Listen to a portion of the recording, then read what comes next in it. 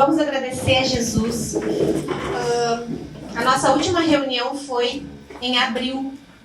Mariane pregou sobre a mulher samaritana, né? Eu estava de férias, então a última vez que eu falei com vocês foi em março. E eu estava com muita saudade. Muita coisa aconteceu a partir do mês de abril. Muita coisa boa, muita coisa ruim, né?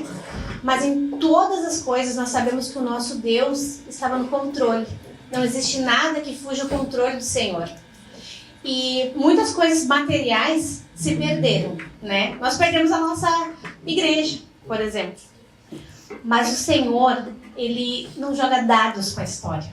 Ele tem a história do mundo nas suas mãos. E esse Deus maravilhoso, grande, exaltado, Ele não é só transcendente, que transcende. Ele também é imanente, é aquele Deus que está perto. Ele não tem só a história do universo, Ele tem a tua história nas mãos dele. Ele nos conhece como indivíduos. E nós podemos agradecer a Deus, porque o Senhor, bondoso, maravilhoso, Ele não foi por acaso que você esteve aqui, que está aqui, né? Mas Ele escreveu na história, na eternidade, reservou essa data na tua agenda, para que você pudesse estar aqui, para que Ele pudesse falar com você através da palavra, para que Ele pudesse te ouvir louvando, né? Falando com Ele através da oração, através do louvor.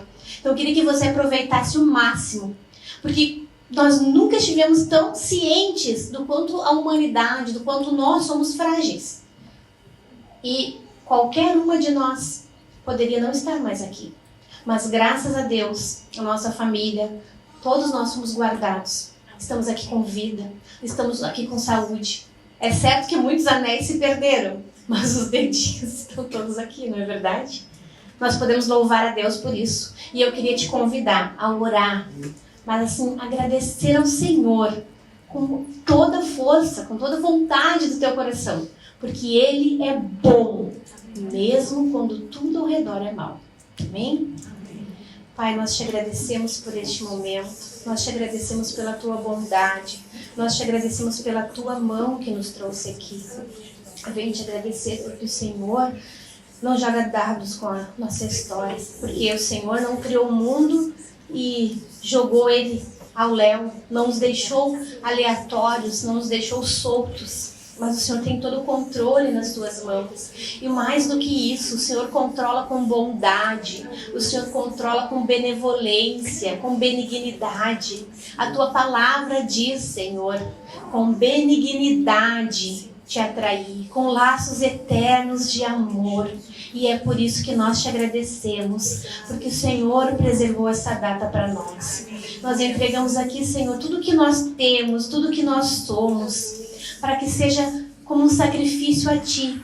E eu te peço, Senhor, que este local, que a nossa estada aqui, que o nosso encontro aqui, seja um sacrifício agradável a Ti. Que nós possamos ouvir a Tua voz e que a Tua palavra, Senhor, venha germinar no nosso coração, gerar frutos dignos de arrependimento, frutos de santificação, frutos que glorifiquem o Teu nome. Nós te agradecemos por tudo, Senhor. Em nome de Jesus. Amém. Vocês podem tomar o assento de vocês. E hoje nós vamos começar com uma palavra, ouvindo uma poderosa palavra de Deus. Por que eu vou falar? Não.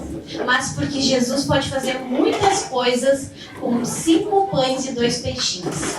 E eu sei que minhas palavras são bem limitadas. Você já me conhece. Você sabe que dá para dar muita risada, né? Que lá de vez em quando eu vou me atrapalhar, não tem como mais vai se atrapalhar. Mas Jesus, Ele está aqui. Ele é responsável por essa palavra. Eu queria convidar vocês a abrirem a Bíblia no livro de 1 Samuel. 1 Samuel. 1 Samuel, no capítulo 1.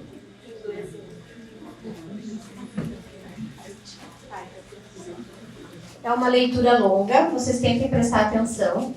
Mas é uma leitura fácil de prestar atenção porque é um livro histórico. E é uma história que todos vocês, a maioria pelo menos, já conhece. Primeiro livro de Samuel, capítulo 1, Eucana e suas mulheres. Houve um homem de Ramataim Zofim, da região montanhosa de Efraim, cujo nome era Eucana, filho de Jeroão, filho de Eluliu, filho de Tou, filho de Zufi, efraimita. Aí isso aqui está dando todo o contexto de quem ele é filho, onde ele mora, qual a cidade que fica. Eucana tinha 2 mulheres. Uma se chamava Ana e a outra se chamava Penina. Penina tinha filhos, Ana, porém, não tinha. O texto ele está narrando um acontecimento. Ele é um texto descritivo. Ele não é um texto normativo. Ele não está dando um aval para um homem que tem 2 mulheres. Ele está falando que este homem tinha. Não está dizendo que isso é certo, tá? Vamos só deixar as coisas dentro do contexto. Todos os anos esse homem ia da sua cidade para adorar e sacrificar ao Senhor dos Exércitos, em Siló, onde Ofni e Finéia, os 2 filhos de Eli, eram sacerdotes do Senhor. No dia em que Eucana oferecia o seu sacrifício, ele dava porções deste a Penina, sua mulher, e a todos os seus filhos e filhas. A Ana, porém, dava uma porção dobrada, porque ele a amava, mesmo que o Senhor a tivesse deixado estéril. Penina, sua rival, a provocava excessivamente para a irritar, porque o Senhor a tinha deixado sem filhos. Isso acontecia ano após ano. Todas as vezes que Ana ia à casa do Senhor, a outra a irritava. Por isso, Ana se punha a chorar e não comia nada. Então, Eucana, seu marido, lhe disse: Ana, por que você está chorando e por que não quer comer? Por que está tão triste? Será que não sou melhor para você do que 10 filhos?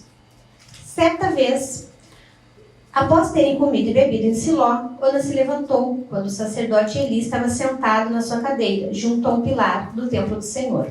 E Ana, com amargura de alma, orou ao Senhor e chorou.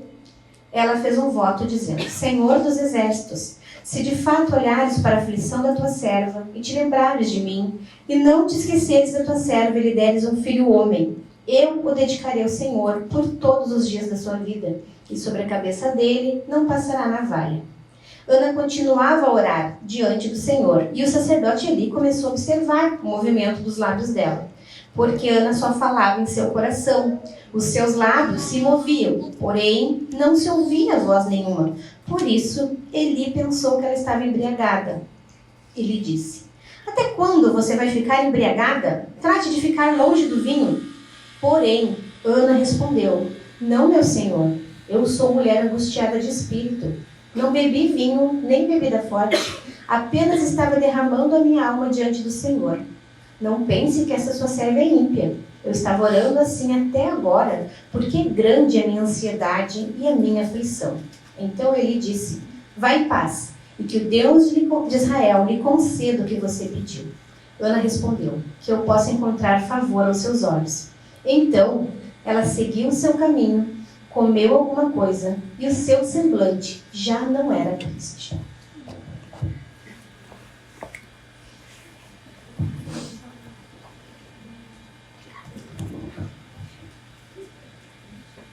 Vamos se situar.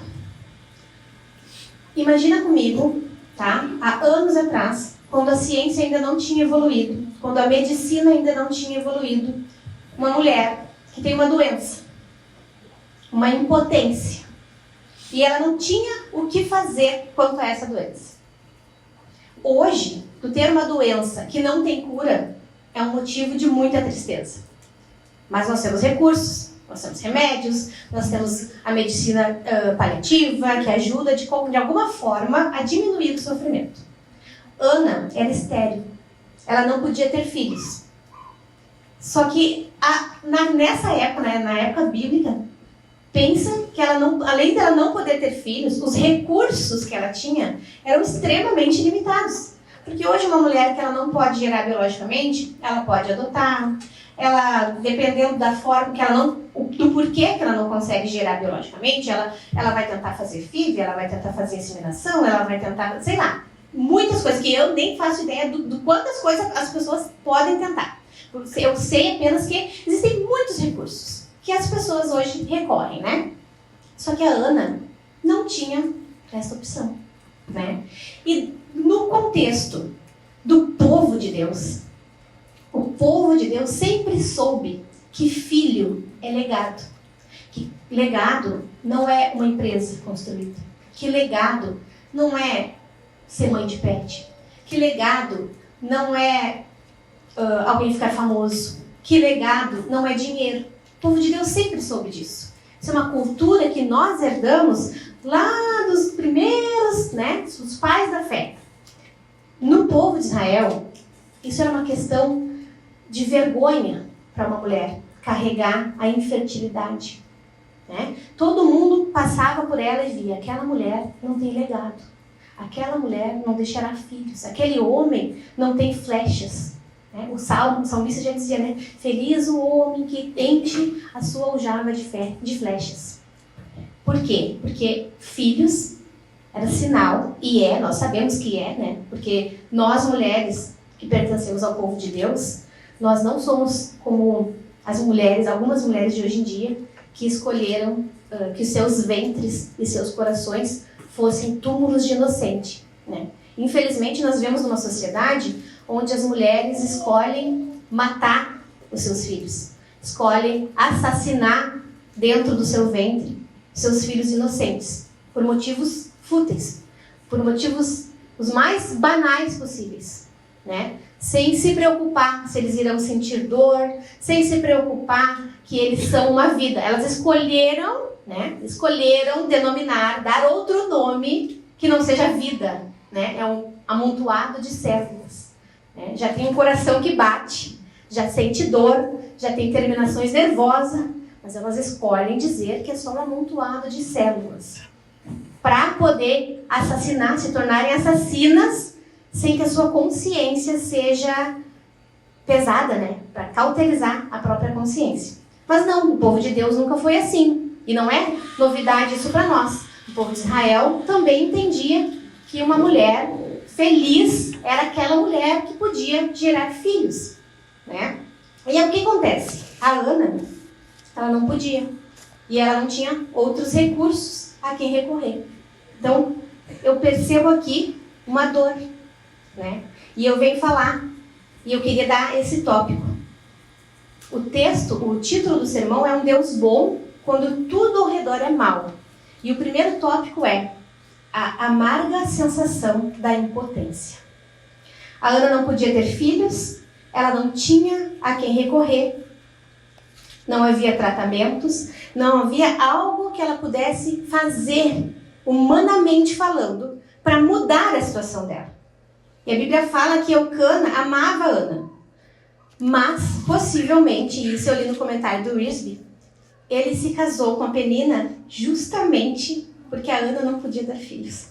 Então tu pensa, já não basta tu não poder ter filhos, tu ter algo que te traz tristeza. Tu ainda tem que ver o teu marido, aquele a quem tu ama, que te ama, se casar com outra mulher, porque ele precisava de um legado, porque ele precisava que alguém pudesse lhe dar filhos. Então o que ela viu? Ela viu o marido dela se casar com outra mulher que podia fazer isso, que ela não podia fazer por ele. E essa sensação de impotência, e não é uma falsa sensação, ela realmente estava impotente, é amargo. Porque uma coisa é quando uma mulher escolhe não ter filhos, E por muito tempo, eu, erroneamente, pecaminosamente pensei: eu vou viver a minha vida, curtir o meu casamento sem me estressar, eu vou passear, acordar, dormir, levantar, fazer tudo a hora que eu quiser. E aí eu vivi 13 anos da minha vida sem querer ter filhos, pecaminosamente, sem saber o quanto filhos eram abençoadores. Eu escolhi ser egoísta. E aí teve um momento que eu pensei: agora eu quero ter filhos. E quando aconteceu isso, eu fiquei 3 anos querendo muito ter filhos e eu não podia. Porque os meus hormônios estavam completamente desregulados e eu não podia gerar. E de repente eu me deparei com essa sensação de impotência. Eu acredito que vocês, em muitas áreas, e aqui a Ana, ela é impotente nesta área. Só que todas nós, e aqui eu sei que tu chuta uma moita, sai umas 10 grávidas, mas eu sei que todas nós temos uma área em que somos impotentes, E eu me lembro dessa sensação que eu escolhi por 13 anos dominar a minha vida, ter o controle da minha vida, e de repente eu me deparo com a realidade de que eu não tinha controle. E eu me lembro do amargor de saber que eu não podia escolher sobre isso. Porque eu passei 13 anos iludida, achando que isso era uma escolha.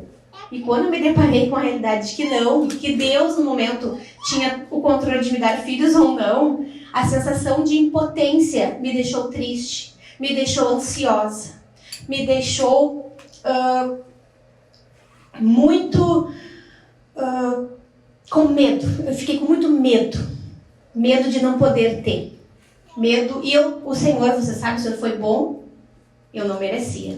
Mas o Senhor foi bom, me deu 2 filhos. Mas o que eu quero trazer para vocês aqui? E agora eu não quero falar apenas de gestação. Todas nós sabemos, não no dia a dia. No dia a dia a gente vive a vida na prática como se tivéssemos controle sobre a nossa vida, né? E, inclusive, existe aí um lema, que a placa saiu direto do inferno, que diz: meu corpo, minhas regras. E a gente se ilude, achando que pode ser verdade. Que o corpo é meu, as regras são minhas. Mas a verdade é que eu não escolho o dia que eu vou morrer. Eu não escolho o dia que eu vou ficar doente. Eu não escolho se eu consigo ou não ser mãe. Eu não escolho. Até as mulheres hoje em dia tentam, né, evitar ao máximo o envelhecimento. Mas de fato mesmo, eu não vou escolher. É impossível escolher totalmente, com 100% do controle do quanto vai envelhecer ou não. Tu não tem nem como saber se tu vai chegar a envelhecer. Vocês estão falando com alguém. Eu tenho 38 anos. Eu sou mais velha do que a minha mãe jamais foi. A minha mãe nunca teve cabelo branco, nunca teve ruga. Porque eu perdi a minha mãe quando ela tinha 31 anos. Tu pensa tu não ter a chance de envelhecer? Nós não temos essa escolha. Então o corpo é nosso, em tese. As regras não são. E no dia a dia, às vezes tu descobre que tu não tem controle sobre muita coisa. Que pensa que tem. A gente acha que tem controle sobre as finanças. Até que tu e teu marido perdem o emprego. Tu acha que tu tem controle sobre a tua casa. Até que uma enchente vem e leva tudo. Tu acha que tu tem controle sobre a economia, sobre a saúde, sobre a política. Os governantes acham que tem o controle. Os pais acham que tem o controle. As mulheres acham que tem controle. Nós sempre achamos que tem controle. Só que a verdade é que não temos. E a pergunta que fica é: quando tu descobre, por exemplo, mamãezinha que descobre que não tem controle sobre o sono.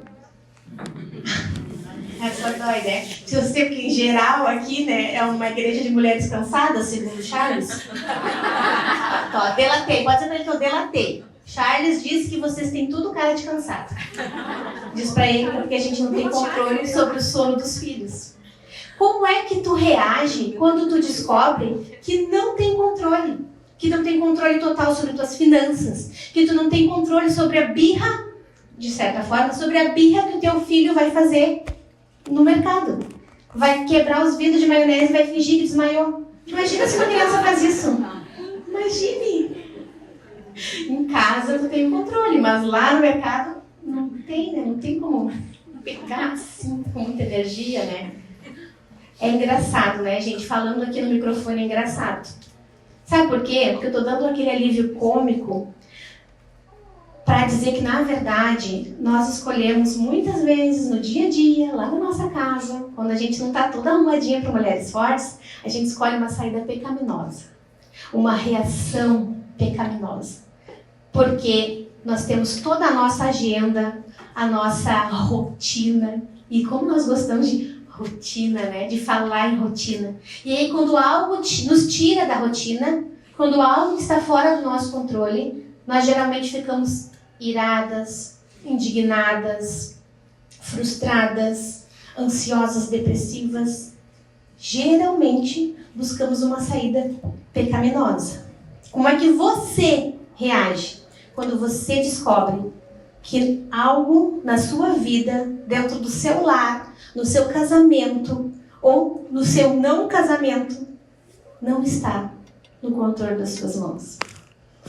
A Ana reagiu de forma pecaminosa. E o segundo ponto é sobre o que eu quero tratar. Quando a minha dor me cega. quando eu tenho uma visão pessimista e ingrata das coisas. Lá no verso 5, diz assim, ó, a Ana, porém, dava uma porção dobrada. Para um homem ter mais de uma mulher, o povo de Israel, a primeira coisa que ele tinha que ter é condição financeira de sustentar bem as duas mulheres. Elas não podiam ter falta de nada. Ele tinha que cuidar até da quantidade de vestidos que aquelas mulheres tinham. Ele tinha que ter uma boa condição. E aqui o versículo é bem claro. Ele dava todo ano, quando eles subiam, ele dava porção a Penina, aos seus filhos. Porém, a Ana, ela ganhava mais. Ela ganhava o dobro. O que fica implícito aqui? Não faltava dinheiro, não faltava comida, não faltava vestidos, não faltava condição financeira para ela. Correto? Segundo, ainda no verso 5 diz, porque ele amava. Aqui nós estamos vendo um relacionamento de um homem e de uma mulher que não tinha filhos, mas que isso não importava para ele. É um amor incondicional. Ele a amava. Pelo simples fato dela existir, ele estava feliz, ela era o suficiente para ele. É uma bênção isso. Ele podia ter se tornado um marido amargurado, ele podia ter tentado devolver ela, podia ter tentado se divorciar, existia divórcio naquela época, mas não. Embora ele tenha tido uma atitude pecaminosa, né, recorreu sim a um ato pecaminoso de ter outra mulher para poder ter os filhos, ainda assim ele ficou com ela. Por quê? Porque ele a amava. Então ela não tinha apenas condição financeira boa, ela também tinha um marido que a tratava bem e que a amava. No versículo 7, diz assim, ó. Isso acontecia ano após ano, todas as vezes que Ana ia à casa do Senhor. Todos os anos, Ana e Eucana subiam à casa do Senhor. E aí vocês podem imaginar assim, tá, mas o que tem? Gente, eles não tinham as condições que nós temos. Não tinha carro, não tinha ônibus, não tinha avião. Que dirá, uma maioria não tinha nem charrete. Era caro fazer uma viagem. Demorava, custava dinheiro, custava tempo. O salmista Davi, em vários salmos, ele está fazendo o quê? Se lamentando. Por quê? Porque ele estava longe do templo, porque ele não tinha como estar no templo. Mas a Bíblia deixa claro que todos os anos Eucana subia com a sua família sacrificar ao Senhor. E a Ana ia junto. Ela tinha a oportunidade de estar na casa do Deus dela. Ela tinha a oportunidade de fazer sacrifícios. E isso é uma bênção. E isso era um motivo de alegria para o povo de Israel. Mas a Ana, ela não comia. Ela chorava. Todos os anos era igual. Por quê? Porque a dor dela, o sofrimento dela, começou com o tempo a cegar ela. Ela já não percebia mais as bênçãos que ela tinha. Ela tinha uma boa condição financeira, ela tinha um marido que a amava incondicionalmente. E acima de tudo, ela podia estar na casa de Deus. Que até o salmista muitas vezes não podia, a Ana podia. Mas ela deixava de comer. Ela lamentava, aquilo tirou a alegria dela de poder estar na casa de Deus. Porque ela começou a se focar naquilo que ela não tinha. A Ana se punha a chorar e não comia nada. A subida para a adoração no templo era motivo de festa para todos os israelitas, menos para Ana. Por quê? Porque a esterilidade tirou dela mais do que a oportunidade de ter filhos. Tirou dela também a gratidão pelas coisas que ela já tinha. Ana focou tanto naquilo que ela não tinha, que até o amor do seu marido deixou de ser suficiente. E a pergunta que eu quero fazer para vocês é: no que tu tem te focado? Nas bênçãos que o Senhor tem te dado? Ou naquilo que Ele ainda não te deu? Qual é o teu foco? Qual é a tua postura? Tu tem tido uma postura de gratidão? Ou tu tem te amargado no teu dia a dia? Como é que tu reage? Tu lembra de poder... O simples fato de que tu acordou, que tu pode respirar, é uma bênção do Senhor. Quantas de vocês hoje agradeceram por isso? Quantas de vocês agradeceram porque puderam pagar um ingresso para poder comer uma boa comida? Quantas de vocês lembraram que existem pessoas que perderam tudo e que não podem estar aqui? Quantas de nós lembraram que existem pessoas muito próximas de nós que perderam não só suas casas, perderam seus familiares? Crianças perderam seus pais e pais perderam seus filhos. E todas vocês estão aqui. E que eu saiba, nenhuma de nós perdeu nossos familiares. Quem lembrou disso hoje? Quem agradeceu por isso hoje? Se, quando nós voltarmos para nossa casa, nós tivermos ainda apenas aquilo pelo qual já agradecemos hoje. Se tu voltar para tua casa e tu chega lá no portão da tua casa e lá só ficar aquilo pelo qual tu já foi grato, o que sobra? Teu marido vai estar lá? Vamos fazer uma realidade virtual. Faz de conta que aquilo que tu não agradeceu hoje sumiu, assim, o Thanos, né, destruiu. Ah, vocês também estão ligados, né? Então, teu marido vai estar lá? Teus filhos que não dormem bem de noite, eles vão estar lá? Tua casa vai estar lá? Teus cachorrinhos vão estar lá? Tua comida vai estar lá? Tua Bíblia vai estar lá? Vocês têm noção de que existem dialetos, culturas, países, que vocês não podem carregar isso aqui? Quantas vezes na tua vida, e agora eu vou até aumentar um pouquinho, né? Porque quantas vezes na tua vida tu agradeceu, Senhor, obrigada, porque eu tenho a Bíblia em português. E eu só falo português. E a Bíblia está traduzida na minha língua. E eu acredito que a maioria de vocês nunca parou para pensar nisso, que isso não é um acaso. Nós temos a Bíblia na nossa língua, nós podemos ter ela na nossa casa sem ser presa, e a maioria das casas aqui tem mais de uma Bíblia. E existem pessoas que a realidade delas não é essa. Elas não têm a Bíblia na sua língua, algumas têm na sua língua, mas não têm a Bíblia, e algumas têm escondido porque elas poderão ser até mortas se souberem que tem uma Bíblia naquela casa. Já agradeceu por isso hoje? Ou simplesmente você tem te focado, murmurado, sendo descontente, ingrata por aquilo que você quer, mas você não tem ainda? Qual tem sido a tua postura? Tu não tem te tornado como Ana? Que o amor... Quem é o esposo da igreja? Jesus. E ele tem amor incondicional. Nenhuma de nós merecia, nenhuma de nós merece, e infelizmente nenhuma de nós se comporta como para ser merecedora diariamente. Mas ainda assim, nós temos o amor incondicional dele. Quantas vezes você lembrou de viver de forma grata? E eu não estou falando sobre ser agradecida e apenas dobrar o joelho e dizer muito obrigada. Porque não adianta tu dobrar o teu joelho na hora que tu lembra ativamente, dizendo muito obrigada, mas tu levanta da oração, tu vive como uma ímpia, vive como uma ingrata, vive como alguém que não tem nada, quando na realidade tem tudo. Tem muito, tem tudo que precisa. A gente precisa entender que tudo que nos faz bem, que tudo que realmente precisamos, nós temos agora. E nós vivemos a nossa vida, né? Gente, eu não sou uma mulher machista, embora pareça muitas vezes, mas isso é um pecado muito comum entre as mulheres, de estar descontente. Tu tá sempre vendo como é que podia melhorar alguma coisa em casa, tu tá sempre vendo que o teu marido podia não ser assim, né? Ai, meu marido tinha que mudar nisso, né? Mas nunca parou pra pensar que o teu marido podia ser um bêbado, o teu marido podia estar te traindo, o teu marido podia ser como dizia minha vizinha, um jogolô. Gente, ela falou tanto isso nos meus ouvidos que o gigolô pareceu que estava errado até. Mas não.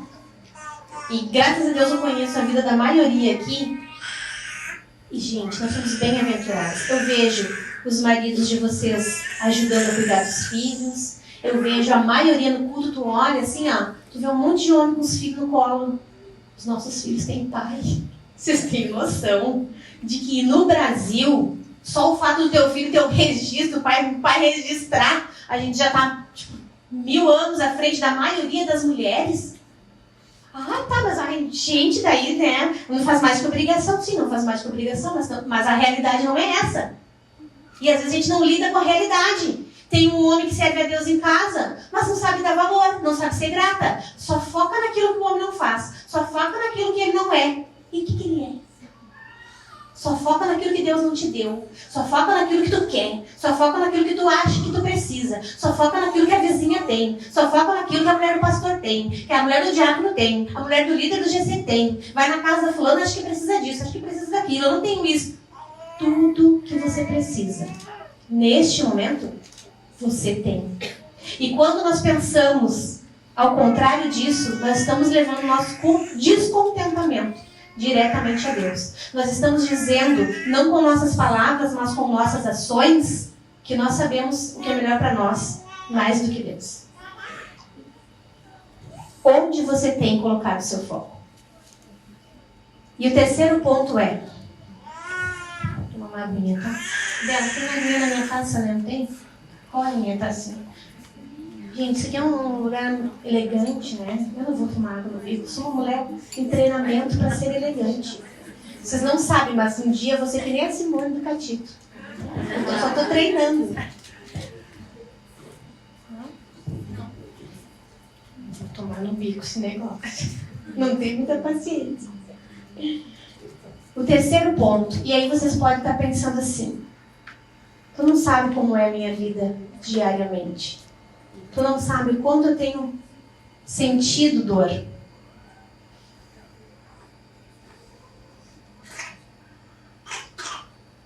É fácil falar quando tu tem saúde, quando tu tem 2 filhas, quando tu tem um marido bom, que compra um vestido de presente de casamento.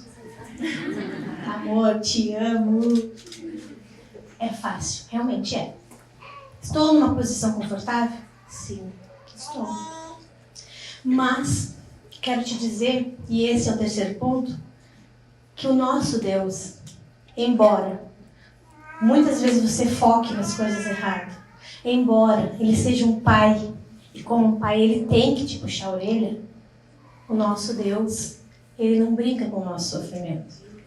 O nosso Deus é um Deus piedoso. Jesus veio aqui e Ele se identificou com as nossas dores. Ele veio como um bebê, Ele foi uma criança e Ele foi um adulto. Para que Ele pudesse se identificar e viver a vida perfeita que nós não temos como viver. E o terceiro ponto é, o sofrimento, ele é real.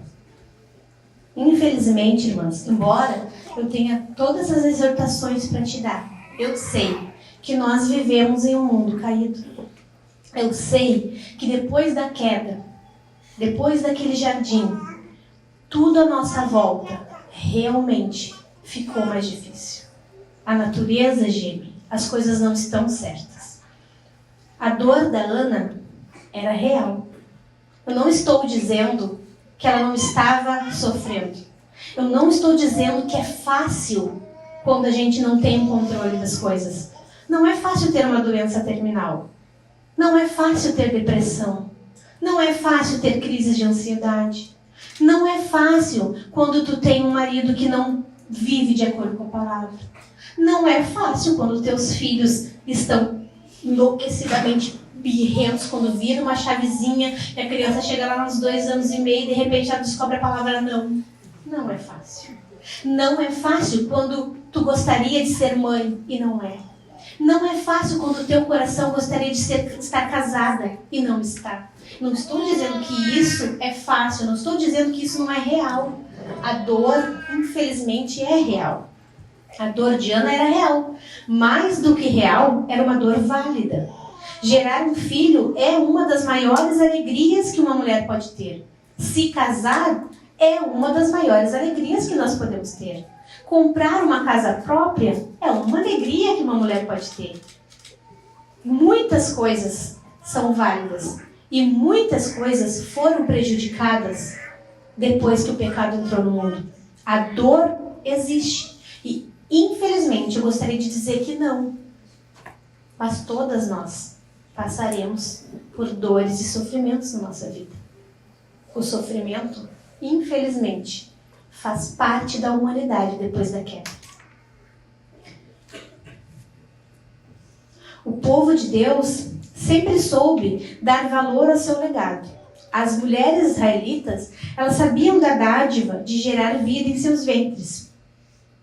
A dor da Ana era uma dor real, válida e uma dor que ela não podia mudar. E o nosso Deus, Jesus, a Bíblia fala que ele é um homem de dores. O mesmo Deus que entendia a dor de Ana, ele é capaz de entender a tua dor, o teu anseio, os teus medos. Nós podemos nos relacionar, e a Bíblia diz que ele é um sumo sacerdote que intercede por nós, e que por isso nós podemos entrar ao trono com confiança. E muitas de nós nos relacionamos com Deus da mesma forma que nós nos relacionamos pecaminosamente com nossos pais. Infelizmente, a cultura brasileira é de quê? Pais abusadores, maus pais, que abandonaram as suas mulheres e deixaram seus filhos. Maridos que traíram, que trataram mal, que foram abusivos. E o que acontece? Nós mulheres acabamos nos relacionando com Deus porque esta é a forma de paternidade que nós tivemos. Só que Deus não é como o nosso pai. Não é como o marido que tu teve. Não é como o pai mau. Não é como o padrasto que abusa, que não cuida, que não protege, que vai embora. E você não precisa se relacionar com ele dessa forma. Não existe nenhuma dor que não seja da conta de Deus. Nada que te aflija deixa de afligir o nosso Deus. A Ana, ela viu seu marido casar com outra, possivelmente por causa da sua esterilidade. Como se não bastasse a própria dor da esterilidade, ter que dividir o amor do seu marido com outra mulher, ainda ela tinha que lidar com a crueldade daquela mulher. No versículo 6, diz que Penina, a sua rival, a irritava excessivamente. Oh, mulher desgraçada. Minha gente, mas eu cheguei, assim, meu coração chegou a esquentar. Eu pensei, eu ia tornar a vida dessa mulher no inferno. Mas eu ia perigosa, desgramada. Mas a Ana, ela era piedosa, eu acho. Ela não era muito brava, assim, que nem eu. Acho que ela era mais calma, porque ela chorava, né? Ela ficava sem comer. Sabe como existe, né, os Neemias e os Esdras? Um arranca o próprio cabelo, o outro arranca o cabelo dos outros. Quem é você? Eu acho que eu arranco o cabelo dos outros, mas tudo bem, deixa assim, vamos abafar o caso. A dor da Ana era real. No mundo em que nós vivemos, infelizmente, depois da queda, nós não vamos sair mais ilesos ao sofrimento. Existirão pessoas ao nosso redor que nos farão mal. A verdade é essa, né? A gente quer dizer para os nossos filhos que, né, que tudo é bom. A gente quer proteger os nossos filhos, né? Nós por um tempo, todos nós vivemos na ilusão, né, de Nárnia. Nós gostaríamos que fosse, né? Até que a gente vai crescendo e a gente vai se deparando com a morte, a gente vai se deparando com a violência. Infelizmente, muitos nem chegaram a crescer e se depararam com o abuso, com o abandono, com a traição. Aí depois tu cresce e algumas coisas elas são curadas através dos relacionamentos e outras feridas são abertas. Haverão pessoas em que nós abriremos o nosso coração e o amor nos torna vulnerável. E por nos tornarmos vulnerável, por amar, essas mesmas pessoas podem nos ferir. E o que eu quero te dizer é que nós podemos sofrer por nossos pecados, que são escolhas erradas que fizemos, pelos pecados dos outros, que a maldade dos outros muitas vezes é capaz de nos ferir, ou o sofrimento por causa do pecado original, né? Por exemplo, eu sei que existem muitas teorias sobre a enchente, por exemplo, mas é um desastre natural, não há o que fazer. E depois da queda do pecado original, a natureza também vem. Então nós sofremos por vários motivos. Mas a verdade é que a maldade do mundo é real. Só que hoje eu queria te dizer, fique bem claro, que se você foi injustiçado, se você foi maltratado, se você não tinha como se defender, se as pessoas que deveriam te proteger te machucaram, se você foi traído pelas pessoas ou pela pessoa que você entregou o seu coração, se você foi ferido sem poder se defender, saiba que o nosso Deus, Ele não lança fora nenhum sofrimento. E o nosso Deus, o cristianismo, é o único que ressignifica o sofrimento. De coisas ruins, Ele pode fazer, Ele pode tirar coisas boas. Até mesmo da maldade das pessoas. A maldade daqueles que te fizeram mal, talvez quando você foi criança, talvez um homem que você entregou seu coração e te fez mal, talvez um pai, uma mãe, um amigo, até mesmo as dores do ministério. Talvez você tenha se doado, abrido a porta da sua casa. Eu sei que muitas de vocês são esposas de líderes que estão aqui. E você se sentiu traída, porque você deu. E em troca você recebeu ingratidão, em troca você recebeu calúnia, em troca você recebeu difamação. Não importa qual seja a dor, o sofrimento causado pelas suas escolhas, pela maldade dos outros ou pelo pecado original. O nosso Deus, Ele traz significado. Ele ressignifica. A maldade é culpa das pessoas, não é culpa de Deus.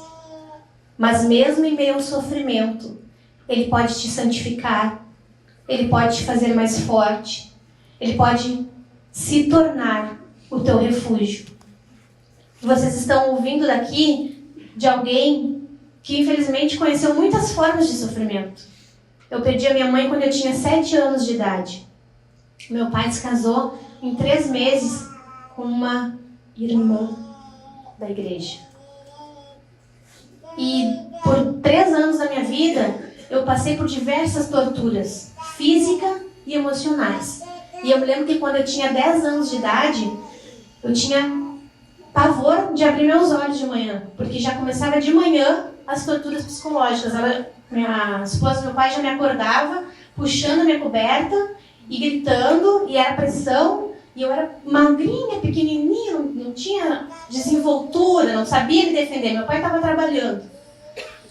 E aí, tudo que eu fazia em casa, tinha 2 olhos me olhando. Se eu fazia alguma coisinha fora do lugar, tinha um beliscão, tinha um xingão, tinha um tapa. Eu já fiquei de joelho na tampinha de garrafa, porque eu pedi uma meia pro meu pai. Meu pai chegou, eu pedi uma meia, não podia ter feito isso, eu devia ter pedido para ela. Fiquei de joelho na tampinha de garrafa no outro dia. Já fiquei 1 hora com os braços levantados, fiquei 1 hora porque eu não chorava, até hoje não tenho dificuldade de chorar. E ela queria me ver chorar, e eu não conseguia. Fiquei 1 hora, até que os braços começaram a doer, pesar, formigar, chorei. Fiquei livre.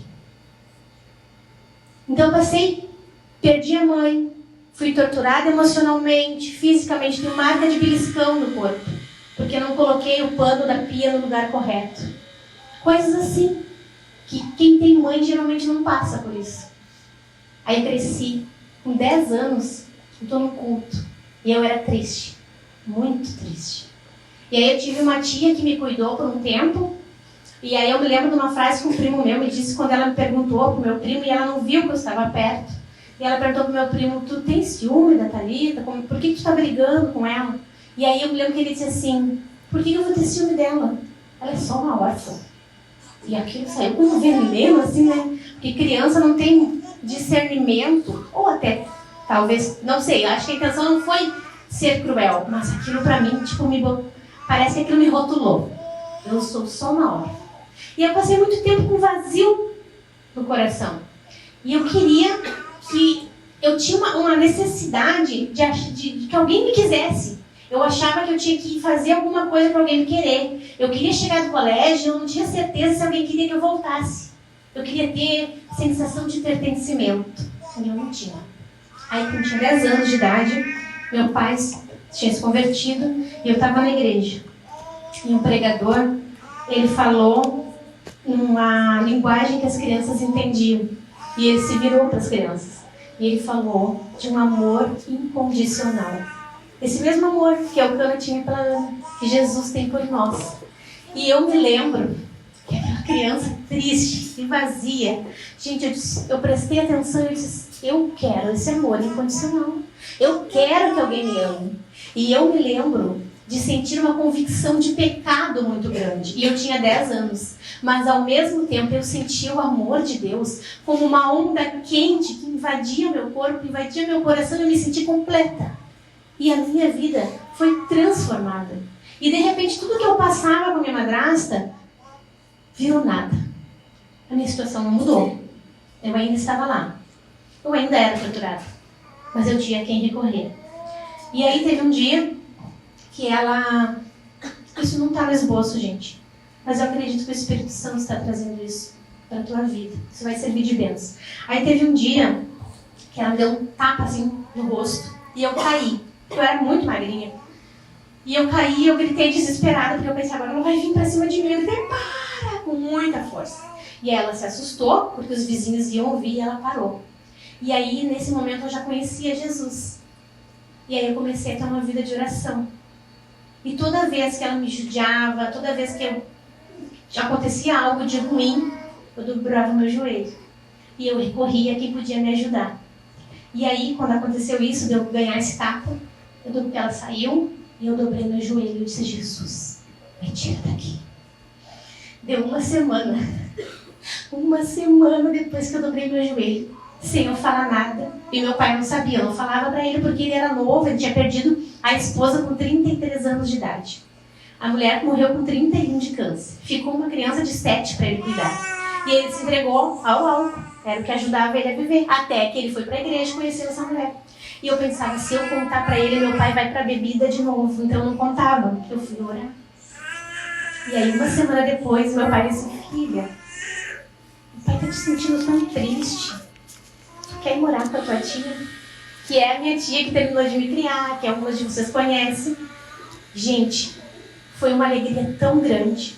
E daí, a minha tia, ela estava se divorciando.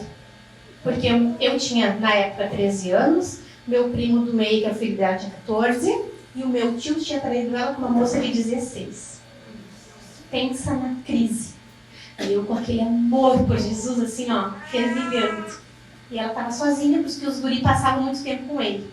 A minha tia depressiva começou a definhar, emagrecer, não comia. Eu pensei, eu vou cuidar da minha tia. Eu dormia cheirando o travesseiro dela, de tanto que eu amava ela, de tanto que eu estava feliz de estar ali. E eu aprendi a cozinhar. Aí eu fazia ela comer, eu cuidava dela, eu ajudava ela a se arrumar e ela cuidava de mim. E aí eu ganhei uma mãe e ela ganhou uma filha. E eu fui falando de Jesus, eu fui falando de Jesus. Aí chega um dia da escola dominical, porque a minha vida era Jesus. Eu ia domingo, segunda, terça, quarta, quinta. Jesus era tudo pra mim. Porque depois que eu conheci aquele amor incondicional, não larguei mais. Eu falei de Jesus, cheguei da escola dominical um dia, minha tia sentada desesperada, em lágrima no sofá. Chega, eu não aguento mais. Eu não quero mais essa vida. Eu quero Jesus. E ela se entregou. Fizemos aquela oração do pecador, né? Levei minha tia ao batismo. Minha tia tinha se divorciado no papel. Meu tio lá do outro lado da cidade, sozinho, conheceu Jesus. Se arrependeu dos pecados dele, se tornou um novo homem. Se encontraram, namoraram, noivaram e casaram em 3 meses. Então, até hoje, meu tio é pastor. Minha tia é a mulher mais incrível que eu conheci na vida. E aí, quem vai lá em casa, a Isabela se apavora, mas como é que tu consegue fazer um pão e cuidar das crianças, não sei o quê, e até fazer comida? Aprendi com a minha tia. A minha tia não é ciumenta. A minha tia é a mulher assim, com os conselhos, melhores conselhos que eu já ouvi. A minha tia é uma mulher forte. A minha tia é uma mulher feminina. A minha tia não é mimizenta, mas também não é bruta, sabe? Sabe quando tu encontra alguém que equilibra feminilidade e força? Piedade. A minha tia é piedosa. A minha tia não é fofoqueira. Gente, eu fui criada por ela desde os 18 anos. Eu nunca vi aquela mulher abrir a boca para falar de alguém. Vocês têm noção disso? A mulher não fala mal de ninguém. O meu tio é pastor, sai pra lá pra pegar, sai pra lá. A minha tia tá sempre apoiando o homem que traiu ela. Aí tá, aí chegamos a um ponto, assim, essa eu vou ter que contar pra vocês. Essa menina, ela se entregou na vida, coitada, né? Tava com uma doença, sei lá, eu não sei que doença era. Aí minha tia falando, o meu tio teve um filho com essa moça. A fulana, tá doente, tá mal, não sei o quê. Meu tio nunca mais ficou com ela, né? E a minha tia não é uma mulher ciumenta até hoje. Acho que vou trazer a fulana para cuidar. Para vocês terem noção do tamanho da piedade da mulher, que ela ia cuidar da ex-amante do marido dela. Eu disse, não, pera lá, só um pouquinho que piedade tem um limite, né? Não vamos cuidar, manda alguém para cuidar, manda alguma forma. Mas para vocês terem noção. E aí toda a vida de ministério, tudo que se refere à família, tudo que se refere a o que uma mulher deve fazer, que eu sei, porque Deus proveu uma mãe, uma família, um pai. Aí tem gente que, várias mulheres de pastor, mas Tita, a tua casa tá sempre cheia, eu não sei como é que tu aguenta, como é que tu não enlouquece. Minha filha, eu sou filha de pastor. Meu tio trazia um cara direto do centro de recuperação. Ô Yara, põe mais um feijão aí que o fulaninho vai jantar com a gente, arranja uma caminha porque ele vai ficar um tempo com a gente. Na minha casa, nós morávamos entre 5, mas sempre tinha comida para 10. Para mim não mudou nada, não. Meu marido só fez a continuação. Deus usou as piores coisas que tinha na minha vida para me moldar, para que hoje vocês tivessem uma esposa de um pastor muito louco para cuidar de vocês também. Eu queria ter perdido a minha mãe? Óbvio que não. Eu queria ter tido uma madrasta ruim? Óbvio que não. A culpa é dela? É dela. Mas Deus é bom. Ele transformou toda a maldade em bem. E era improvável que uma órfã, era só uma órfã, né? Uma órfã como eu, vivesse envolta tamanho amor que eu vivo. E eu vivo. Para a glória de Deus. Então eu quero dizer para você que o teu Deus, ele pode ressignificar tudo que tu passou. Desde que torne ele o teu refúgio. Desde que tu corra para ele. Desde que tu viva o teu sofrimento da forma que mais glorifique o teu Criador. 4. A dor da solidão. Quando as nossas expectativas são frustradas. O que o Elcana pergunta para Ana quando ela não come e chora? Ana, por que tu tá chorando? Eu não te sou melhor que 10 filhos. Cara, mas ele ainda pergunta. Se fosse uma de nós, a gente ia lá, abraçava, chorava junto com ela. A gente ia dizer o quê? Eu te entendo, amiga. Mas o Elcana não. Ele não teve condição de entender por que ela estava chorando. Ele achava que ele era suficiente, que ela não precisava chorar. Mas todas nós, como boas amigas que somos, entendemos. Cara, claro que ela tem motivo para chorar, pensa. Ela, além de ser estéril, ainda tem que aguentar essa sirigaita, provocando ela todo ano. Ainda pergunta, né? Mas o Elcana não teve condição de entender. Aí o que ela fez? Ela foi para o templo orar. E ela estava orando com amargura de coração. Só com os lábios. Tem coisa mais piedosa do que isso? Aqui, ó, eu chuto que no mínimo 30% de vocês estavam em casa fazendo barraco. Mas a Ana não. A Ana escolheu orar com amargura de coração. E aí o que aconteceu? A Bíblia fala que o Eli vai lá. Mas o que é isso? Tu tá bêbada? Afasta de ti esse vinho. Mas que barbaridade, tchê. O marido da mulher não entendeu ela em casa. Aí o pastor vai entender. Também não. Mas que barbaridade. Os dois que teoricamente, né, deveriam aproximar ela de Deus. Qual a função do marido? Me amar, me fazer feliz. Não. A função do teu marido é te limpar através da palavra. Sabia disso?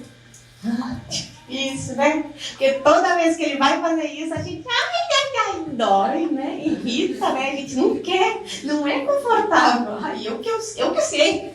Vocês nem são casados com o pastor. Imagina o que é ser casado com o pastor, minha gente. Pensa, o cara que limpa toda a igreja pela palavra, o que vai sobrar para fazer com a mulher dele? Pensa, ore por mim. Aí chega lá na igreja, o Eli, sacerdote. Qual a função do sacerdote? Interceder pelo povo. Aí o cara que deveria interceder por ela também não teve condição de entendê-la. E o que nós aprendemos com isso? As pessoas, por mais bem intencionadas que elas sejam, elas têm um limite de empatia. Nós somos limitados, gente.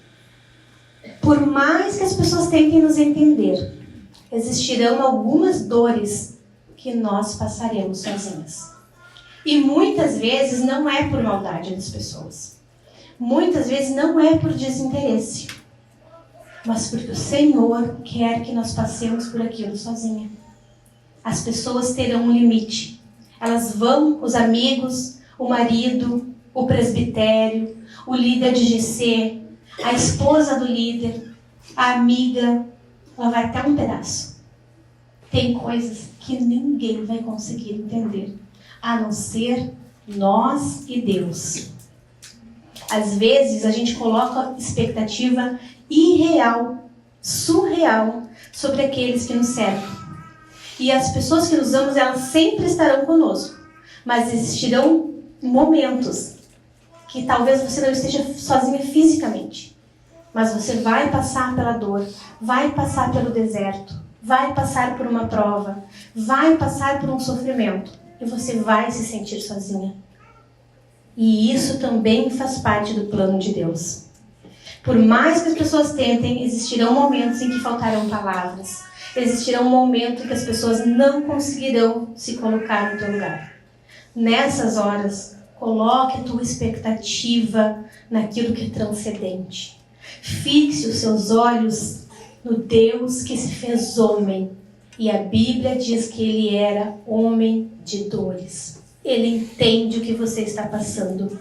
Melhor ainda, ele entende melhor do que você mesmo. Sabe aquela sensação ruim, de vazio, de tristeza, que se alguém te perguntar, tu não sabe classificar com palavras? Não teve, alguém, não pode ser só eu.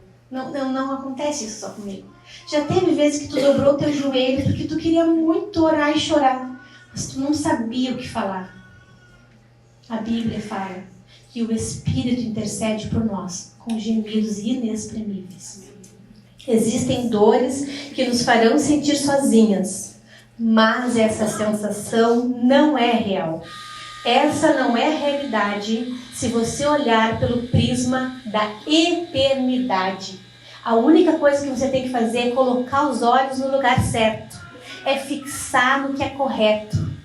Pelo prisma da eternidade. Este sofrimento, esta ansiedade, este pequeno momento de provação é apenas um pontinho e você não está só. Um aborto. Eu tive um aborto. A Carol do Matheus não está aqui, né? A Carol disse assim, Tinta Credo, nunca conheci gente que sofresse tanto que nem tu.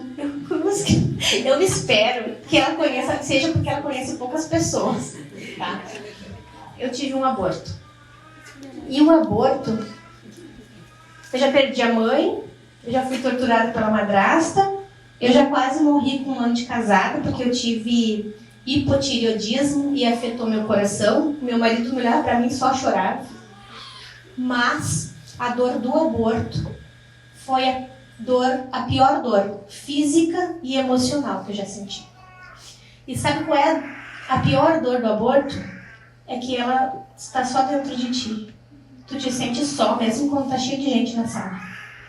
Porque aquilo só cresceu dentro de ti, só tu sentiu, o teu marido sofre por um período, os teus amigos sofrem por um período, mas tu continua depois que todo mundo esqueceu.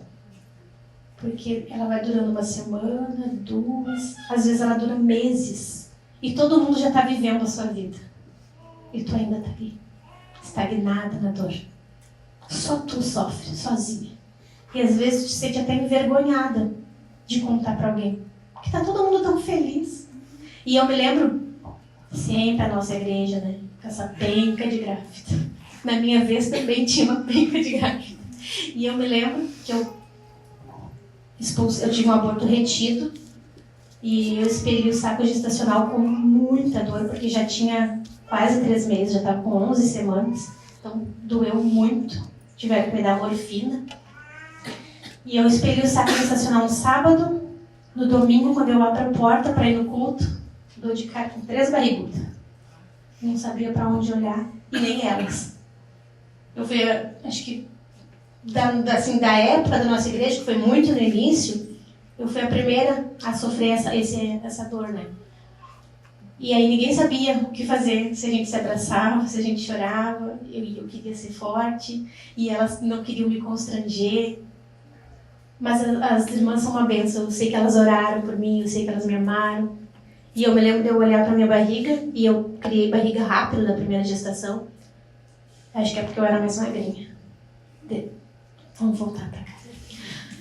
E eu me lembro de botar a mão na barriga e pensar, eu só não queria ter mais essa barriga. E a barriga não sumia, sabe? Até a dor do aborto. A gente não tá sozinho. Parece que tá. Mas Jesus está ali. Sabe aquela sensação de síndrome do pânico que tu tem, que tu acha que não vai passar? Sabe aquela ansiedade de noite, quando tá sozinha de madrugada? O medo do futuro, o medo do amanhã. Tá todo mundo dizendo, ter ansiedade é tu pensar em Deus não te fazendo bem no futuro, mas tu não consegue deixar de pensar, tu não consegue olhar para o futuro e ver Jesus ali contigo. Por que todo mundo fala e mesmo assim tu não consegue? Até nesse momento, Jesus está ali contigo. Tu não está sozinha. Jesus, ele é um Elcana perfeito. Ele é um esposo que não desampara a igreja. Jesus é um Eli perfeito. Ele é um sumo sacerdote. E Eli só fazia sacrifícios pelo povo. Jesus, ele é o próprio sacrifício perfeito. E hoje ele está no céu. E sabe o que a Bíblia diz? Que Jesus hoje intercede por nós. Se tu imagina se os nossos ouvidos espirituais por um momento pudessem se abrir, tu dobraria o teu joelho e tu ouviria ali do lado Jesus orando por ti.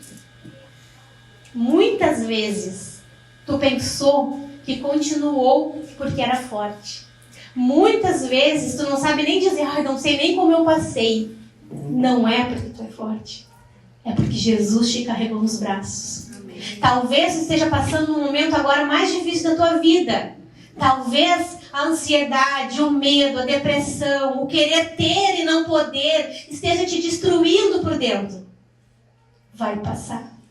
O deserto na vida do crente é uma passagem. A gente fica com tendas no deserto. A gente não monta uma casa no deserto.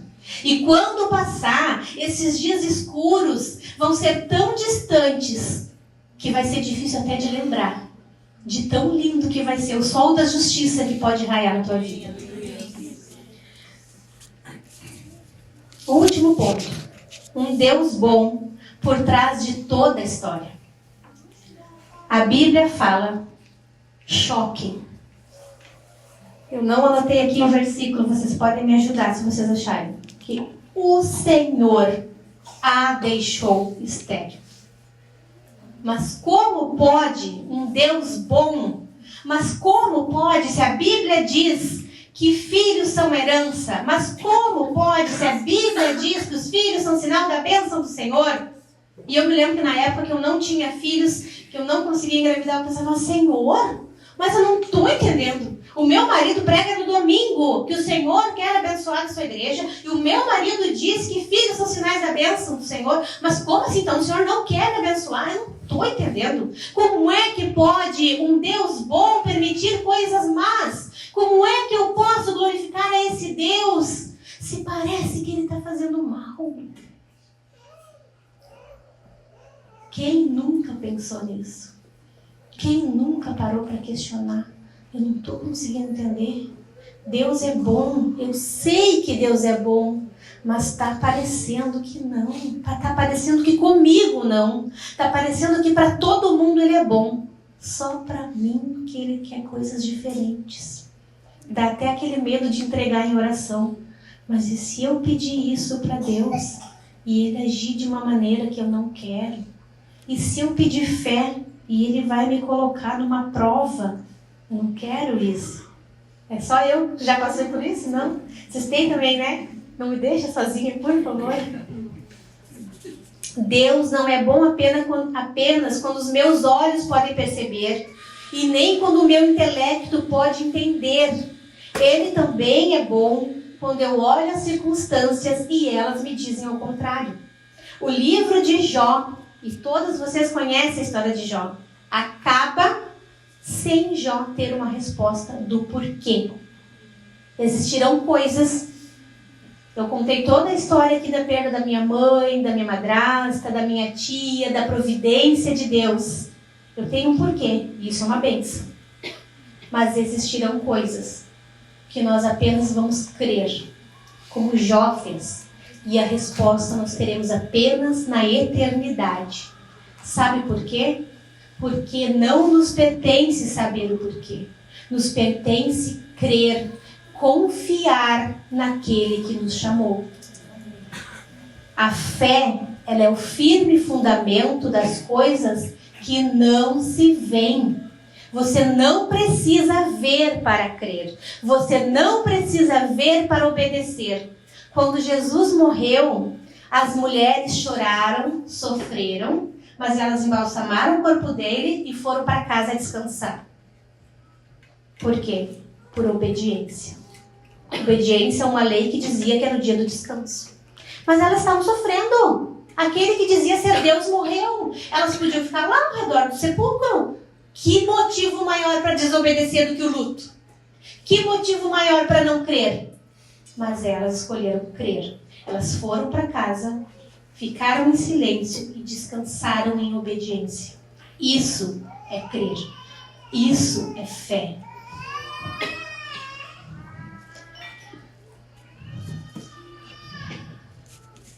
O livro de Jó acaba sem ele saber o porquê.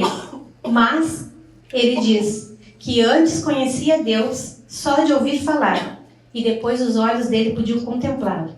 Eu posso te dizer que o sofrimento é o megafone de Deus para o mundo. Eu posso te dizer que as dores deste mundo servem para te lembrar que o teu descanso não é aqui. Eu posso te dizer que um dia você vai entender que cada lágrima serviu para te moldar, para te fortalecer, para te santificar, para te aproximar de Deus. Eu posso te dizer com toda certeza que se em meio à dor tu fizer do Senhor o teu refúgio, isso vai te servir para conhecer mais a Deus. Mas a verdade é que mesmo que eu não diga todas essas verdades, e mesmo que os teus olhos só vejam a maldade e sofrimento ao teu redor, a Bíblia diz, e é isso que importa, só isso que importa, e é só nisso que tu tem que te apegar, que Deus é bom, que Deus é soberano, que Deus é misericordioso e que Deus faz com que todas as coisas cooperem para o bem daqueles que o amam e que foram chamados segundo a sua soberana vontade. Você foi chamada? Você foi chamada? Você foi chamada? Então você pode ter certeza de que todas as coisas vão cooperar para o seu bem. Amém? Amém. Agora, pega... Como é que o Jackson diz? Drive. Pega esse drive. Esse Deus bom escolheu agir através da oração. Seja qual for teu sofrimento, o teu anseio, uma coisa é certa e tu não pode esquecer. Este Deus quer que tu leve isso em oração até Ele. E é certo que Ele vai te responder com bondade. Ah, então quer dizer que Ele vai me dar o que eu quero? Não sei. Mas é certo que a resposta, não importa qual seja, se seja sim, se seja não, se seja espere, o motivo, a razão pelo qual a resposta que Ele dá é sempre bondade. A bondade de Deus. Para terminar, 7 verdades. Agora dobra a tua atenção, porque eu vou falar rapidinho e vocês precisam guardar isso. 7 verdades para guardar no coração. 1. Os planos de Deus são sempre maiores e melhores do que os nossos. A Ana só queria um filho. Este filho que ela teve, que ela dedicou ao Senhor, se tornou sacerdote, juiz e profeta. Obrigada, Jaque. E profeta do povo de Israel. não bastasse isso, ela ainda teve filhos e filhas. Teve mais 5 filhos. 2. Aquilo que eu não tenho hoje também é sinal do cuidado de Deus comigo. Se você não tem, é porque você não precisa ou porque você não está pronta para ter. Confie em Deus. Confie no processo de Deus.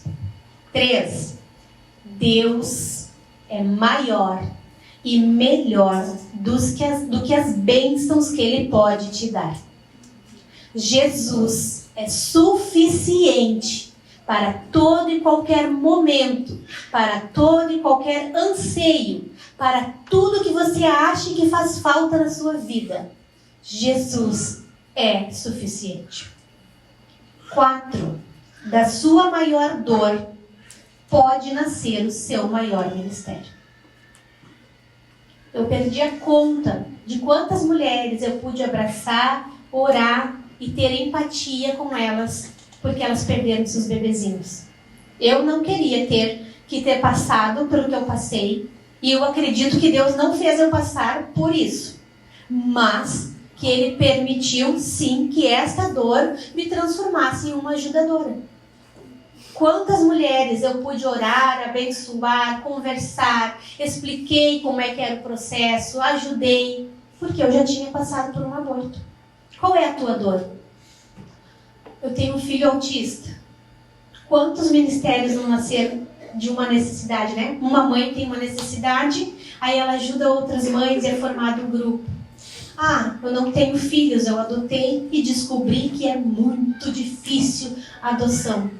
Quantas pessoas não adotaram e precisam de ajuda, precisam dizer, olha, não é fácil, não é romantizar, não é o romantismo que as pessoas falam. É difícil, é estressante. Às vezes o pai adota e o filho não se sente adotado. É muito difícil. Quantas pessoas passaram por um câncer? Gente, eu poderia ficar muito tempo falando aqui. Quantas mulheres passaram por um câncer, sofreram, venceram? Quantas não estão por aí precisando de ajuda? Não sei qual é a tua dor. Não sei qual é o teu anseio. Mas a partir de hoje, pensa nela de uma forma diferente. E ora, porque a partir disso pode ser que tu sirva de bênção para muitas outras pessoas. 5. As coisas que mais te fizeram chorar e até as pessoas que mais te fizeram sofrer foram também instrumentos de Deus na sua vida. 6. Aquilo que dói em você é da conta do teu Deus. O fato de você ser exortada a passar pelo sofrimento de uma forma santificadora não quer dizer que Deus não se importe com os teus anseios. O sofrimento é um terreno santo. Deus se importa com o que você sente.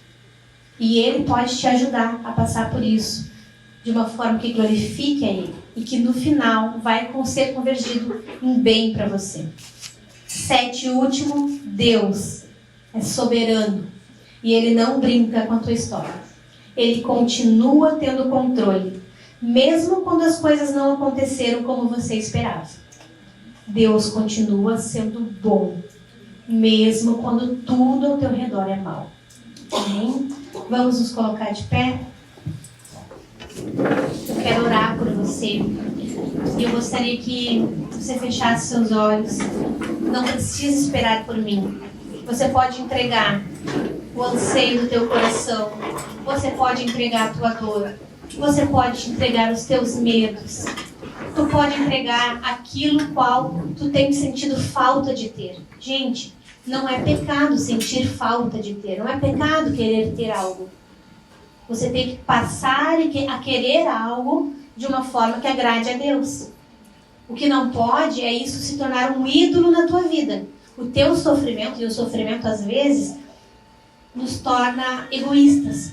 A gente acha que tem direito de ser descontente, de ser amargo, de descarregar nos outros, de pecar, de se tornar ansioso. Não. Nós não temos esse direito. Em compensação, né, nós temos como passar de forma santa, com o Senhor nos moldando através disso. Com o momento que nós passamos por algum sofrimento, geralmente, quando nós passamos por um sofrimento muito grande, e eu tenho como exemplo, o meu esposo em 2021, ele teve uma crise de depressão. E quem conhece ele sabe que ele é uma pessoa muito alegre. Não tem tempo ruim. Ele gosta de som alto, de risada, de contar história, ele é comunicativo. E aí, de repente, o cara que eu vejo por 17 anos assim... Não, 17 não. 17. Eu tenho 19? Não. 19 anos, porque eu tenho mais 2 de namoro e noivado. 19 anos eu vejo o cara, é uma rocha. Ele acordava e só tinha tristeza. E ele chorava. E ele não sabia dizer por quê. E só tinha vazio, e vazio, e vazio dentro dele. E eu já tive... as pessoas vão pensar, meu Deus, essa mulher já teve de tudo. Eu já tive depressão. Eu já tive que ser medicada, já tive depressão pós-parto. E eu me lembro que eu abraçava ele, tudo que ele falava, eu sabia o que ele estava sentindo. Porque, coincidência ou não, e eu acho que não é coincidência, é Jesus, ele tinha os mesmos sintomas que eu sentia. Então, eu dizia para ele, tu está sentindo isso, depois tu vai sentir isso, fica calmo que vai passar. Eu passei, e eu tive depressão severa. E o fato de olhar para mim e ver que eu estou bem hoje, ele conta que encorajou ele. Mas uma coisa que ele fala, e é muito verdade, é que esta dor da depressão foi como um batismo. Ele nunca mais foi a mesma pessoa. Ele nunca mais olhou para um depressivo do mesmo jeito, porque ele sabe a dor que aquela pessoa está sentindo. Então, seja qual for a tua dor, o Senhor, Ele passou todas as dores na cruz. Ele levou todas as dores na cruz. E Ele te entende. Ele está aqui. E Ele pode te ajudar. Ele pode te levantar. Ele pode te fortalecer. Ele pode, sim, fazer um milagre por ti. Seja qual for o teu anseio. Entrega a tua dor, o teu sofrimento, o teu anseio, seja o que for, para o Senhor, sem reservas.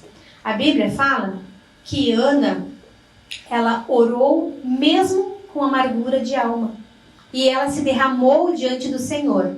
Ela estava assim angustiada. Ela não negou esse sofrimento. Mas ela levou a quem podia entender, a quem tinha o controle nas suas mãos. Aquele que não nos deixa só em meio à dor, e que a Bíblia cita como o sumo sacerdote que intercede por nós. Então eu quero que você chegue a Ele com confiança. E a Bíblia diz que quando ela saiu daquela oração, o seu semblante já não era o mesmo. E essa é a minha vontade hoje. Que o teu semblante já não seja o mesmo. Que eu chegar em casa, a tua casa não seja a mesma. Que a tua semana não seja a mesma. Que a tua noite, se você tem crises de ansiedade, não sejam mais a mesma. Amém? Deus amado, bendito Pai, Deus amoroso, bendito, soberano, bom, Deus bom que nos criou, que nos formou, que nos escolheu desde a eternidade. Eu venho aqui, Senhor, entregar as minhas irmãs em tuas mãos. O Senhor que conhece elas, o Senhor que viu elas quando elas ainda não tinham forma, dentro do ventre de suas mães, o Senhor que as chamou. Eu venho te entregar a vida de cada uma delas. O Senhor conhece os seus anseios, o Senhor conhece as suas provações diárias, as suas dificuldades, as suas dores, aquilo pelo qual elas têm lamentado, aquilo pelo qual elas têm ansiado. E eu venho te pedir, Senhor, porque a tua palavra diz que o Senhor é um Pai bom, que quando nós chegamos a Ti através da oração, o Senhor tem prazer em dar, o Senhor tem prazer em fazer o bem. Que qual é o pai que quando o filho pede algo, vai lhe dar, se o filho pedir pão, o pai vai lhe dar uma serpente, o pai vai lhe dar uma pedra? Não.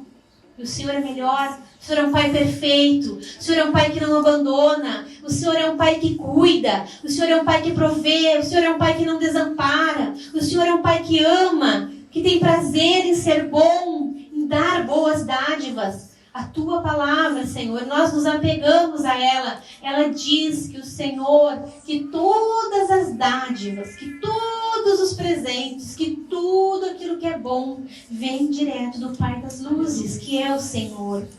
Então, Senhor, é em cima da tua palavra que nós estamos aqui, das tuas promessas, que disse que se nós batêssemos, e nós estamos batendo nesta noite na porta do céu, Senhor, nos atende. Senhor, olha para nós com misericórdia, com benevolência.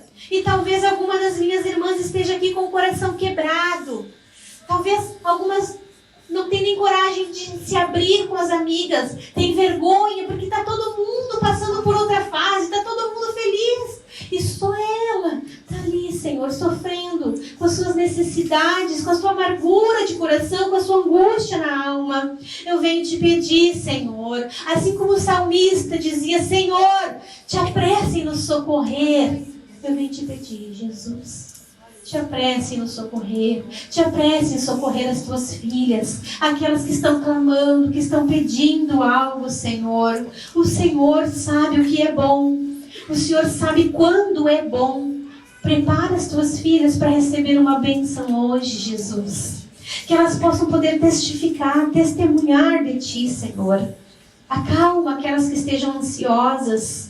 Coloca fé no coração delas, contentamento. Que elas possam, Senhor, passar por este momento difícil, por este deserto, mais próximas de Ti, confiando em Ti. Que Tu possa te tornar o refúgio delas. Que o ministério delas venha crescer, florescer. Que elas possam ser uma bênção na missão. Que esta dor que hoje aflige a minha irmã, no fim de tudo traga glória ao Teu nome. E traga bens, benignidade para ela, Senhor. Que a Tua igreja, Senhor, venha ser abençoada. Que a Tua igreja, Senhor, venha crescer, frutificar através dessas mulheres que estão aqui. Que elas possam ir para casa, Senhor. E que o seu semblante já não seja mais o mesmo. Eu não sei se o Senhor vai mudar a situação hoje, mas eu sei que Tu podes. E eu sei que Tu podes acrescentar a nossa fé. E nós gostaríamos muito desse mimo, Jesus. Que no próximo encontro nós tenhamos algum testemunho para contar. E eu te peço isso pelos olhos da fé, para a glória só do Teu nome e para acrescentar a fé das minhas irmãs. Em nome de Jesus. Amém. Amém.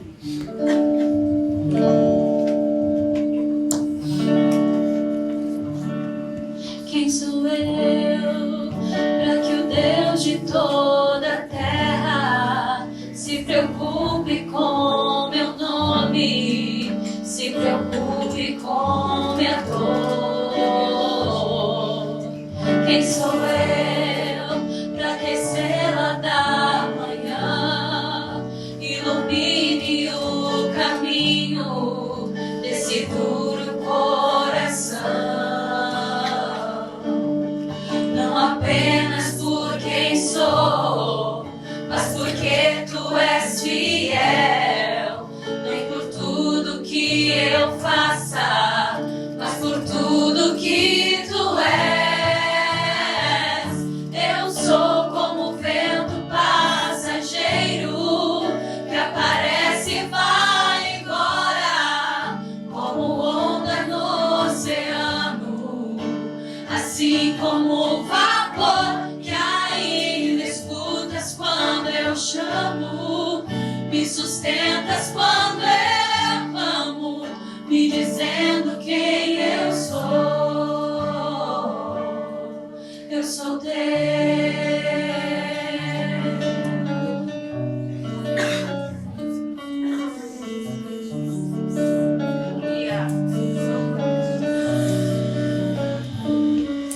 Quem sou eu para ser visto com amor, mesmo em meio ao pecado, Tu me fazes levantar.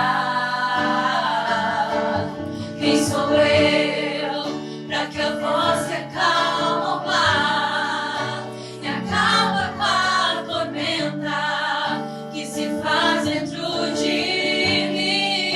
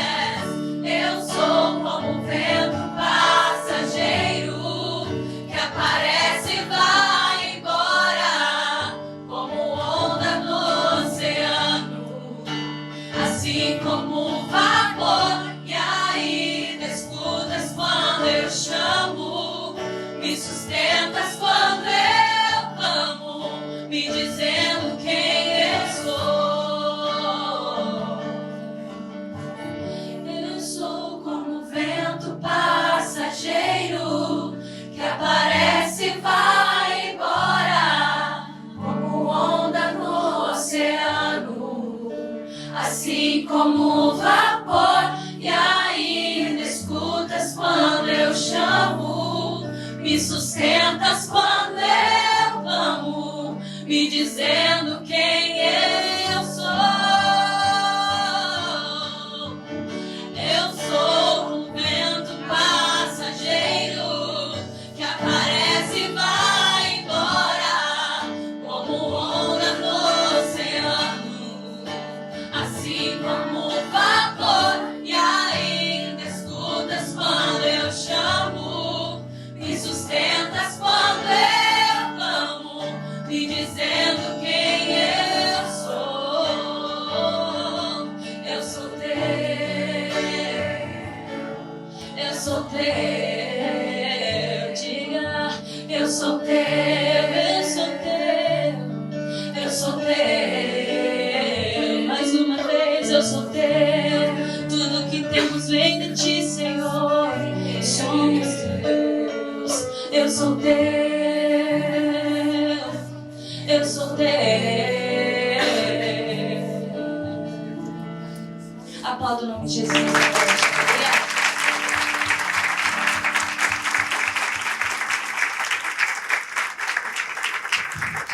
Irmãs, vocês podem se sentar. E agora, nesse momento, nós vamos ter 15 minutinhos para que vocês possam conversar sobre a palavra. E logo nós já vamos nos reunir para comer. Eu quero deixar para vocês uma pergunta para discussão agora nas mesas. Nós temos em torno de 8 pessoas em cada mesa. Vocês vão se dividir, cada mesa vai se dividir em 2 grupos. Não precisa sair do local, mas apenas para que a conversa seja mais facilitada. Então, se dividam, o diálogo se divide em 2 grupos, tá? E aí vocês vão conversar sobre a seguinte pergunta: como a tua dor pode glorificar a Deus? E o que tu vai fazer para que isso ocorra? Dividam-se em grupos de 4.